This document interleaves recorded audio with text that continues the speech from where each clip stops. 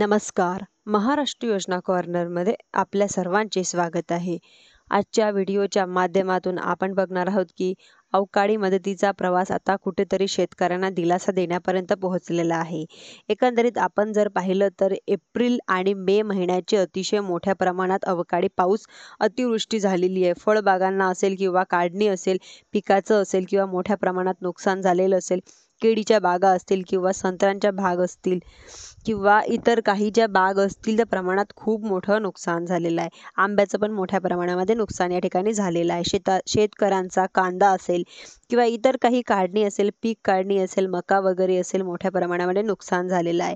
परंतु एकंदरीत आपण जर पाहिलं तर यांचे पंचनामे करणं असेल किंवा यांच्या संदर्भातील चर्चा, व्हिडिओ असेल, यामध्ये कुठल्याही प्रकारची सकारात्मकता दिसून येत नव्हती आणि याच पार्श्वभूमीवरती शेतकऱ्यांना ही मदत मिळू शकते अशा प्रकारचं प्रश्नचिन्ह निर्माण झालेलं आहे. आज राज्य मंत्रिमंडळाची एक महत्त्वाची अशी बैठक पार पडलेली आहे.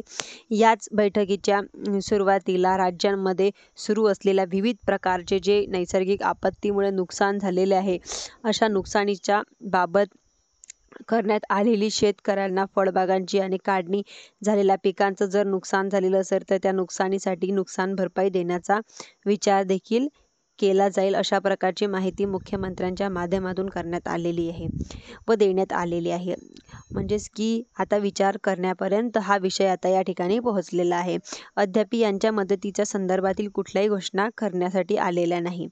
आपण जर पाहिलं तर राज्य शासनाच्या माध्यमातून मदतीच्या संदर्भातील एक नवीन GR देखील निर्गमित करण्यात आलेला आहे. यांच्यामुळे शेतकऱ्यांना दिली जाणारी मदत ही केंद्र शासनाच्या NDRFच्या निकषानुसार किंवा राज्य शासनाच्या माध्यमातून स्वीकृत करण्यात आलेलं आहे.